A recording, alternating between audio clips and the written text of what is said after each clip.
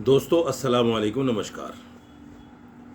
एक स्वामी आनंद स्वरूप हैं तथाकथित, जो शंभवी पीठाधीश्वर हैं। मैं तो नहीं मानता। अगर कोई सनातनी, कोई हिंदू धर्मगुरु जिसने वेदों को पढ़ा हो, जिसने उपनिषद पढ़े हो, जिसने गीता पढ़ी हो, रामायण पढ़ी हो, वो इस तरह के दावे नहीं कर सकता कि मैं इस्लाम को मिटा दूंगा। ये महाशय लिखते हैं कि इस्लाम को मिटाना अब मेरी जिम्मेदारी है, ये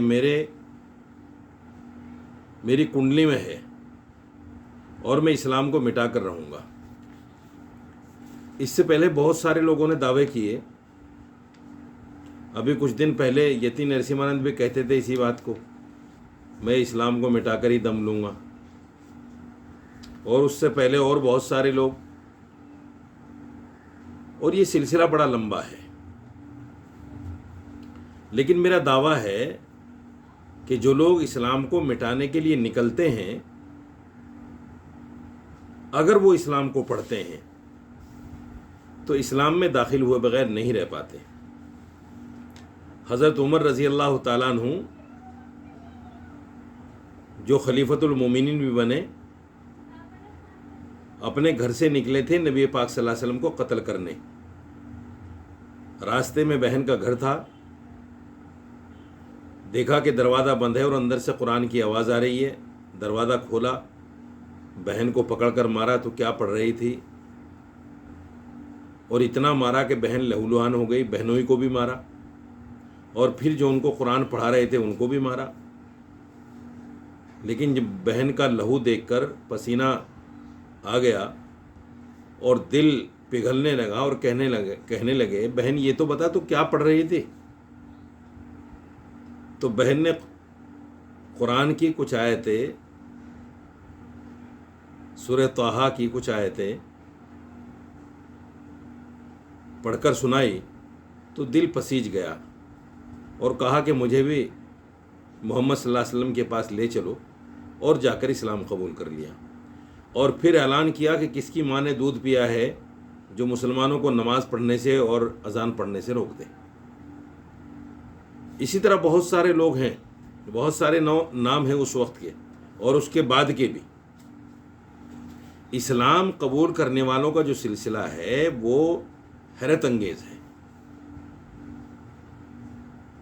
द न्यूयॉर्क टाइम्स की रिपोर्ट के मुताबिक हर साल अमेरिका में 25,000 लोग मुसलमान हो जाते हैं। अमेरिका में हर साल, न्यूयॉर्क टाइम्स की रिपोर्ट है ये।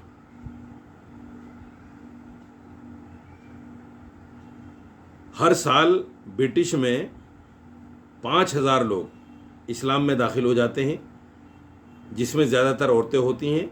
ये द गार्जियन की रिपोर्ट है। यरूशलेम पोस्ट है एक, उसमें यूनाइटेड किंगडम और फ्रांस में 1 लाख लोग हर साल इस्लाम में दाखिल हो जाते हैं। यदीओत अहरोनोत के मुताबिक, ये भी एक बड़ा अखबार है जर्मनी का, उसमें लिखा है कि हर साल 4,000 लोग इस्लाम में दाखिल हो जाते हैं। 4,000 लोग जर्मनी के अंदर भी। और आपने देखा होगा कि 27 अक्टूबर 2025 में सैकड़ों लोगों ने एक साथ इस्लाम कबूल किया। और हिंदुस्तान में भी 15 दिसंबर 2025 को 56,000 लोगों ने इस्लाम कबूल किया। और एक बड़ी हैरत अंगेज रिपोर्ट में आपको बताऊं कि देश के एक बड़े चैनल ने धीरेन्द्र शास्त्री के सामने बैठकर कहा कि पिछले 10 सालों में 30 लाख लोगों ने इस्लाम कबूल कर लिया है। क्या आपको हैरत होती है इस पर? तो धीरेन्द्र शास्त्री ने कहा कि हाँ, हैरत तो होती है। और सिर्फ हिंदू धर्म में आने वाले लोग 30,000 लोग हैं। वो पता नहीं कौन से धर्म से आए होंगे। मुसलमान तो कोई हिंदू बनता नहीं है। मुसलमान कोई हिंदू नहीं बनता। जो पहले से मुसलमान ना हो, वसीम रिजवी जैसे लोग जिनके ऊपर हज़ारों केसेस हों, 376 और अपना 307 के, इस तरह के लोग जिन पे ज़मीनों के हड़पने के मामले हों, इस तरह के लोग डर में हिंदू बन जाते हैं ताकि हमारी इज़्ज़त भी बच जाए और जान भी बच जाए। अब वही वसीम रिजवी टीवी पर आकर कहते हैं कि मैं न इधर का रहा न उधर का रहा, ना मुझे यहाँ वो इज़्ज़त मिली और वहाँ तो मेरी इज़्ज़त थी ही नहीं। तो मैं ये जो स्वामी हैं तथाकथित आनंद स्वरूप, इनसे कहना चाहता हूँ, आप क्या, आपकी बिसात क्या, पिद्दी न पिद्दी का शोरबा। इस्लाम को मिटाने के लिए पूरी दुनिया ताकत लगाए हुए है। ये जो मुसलमानों का नरसंहार हो रहा है, आप क्या समझते हैं ये इस्लाम को मिटाने की साजिश नहीं है? जब अंग्रेज़ यहाँ काबिज था, उसने इस्लाम को मिटाने की कोशिश नहीं की क्या? कुरान के नुस्खे तक जला दिए, मस्जिदों से, मदरसों से उठाकर। लेकिन इस्लाम इसलिए भी नहीं ख़त्म हो सकता, जो हमारी कुरान है, हमारी किताब है, आस्था का केंद्र है, उसके लाखों करोड़ों हाफिज़ हैं, लाखों करोड़ों, अगर अरबों खरबों कहो तो ज़्यादा नहीं होगा। और ऐसे हाफिज़ हैं जो एक जगह बैठकर पूरे कुरान को ज़ेर ज़बर की गलती के बिना पढ़ सकते हैं। तो किसी के बाम में दम नहीं है इस्लाम को ख़त्म कर दे।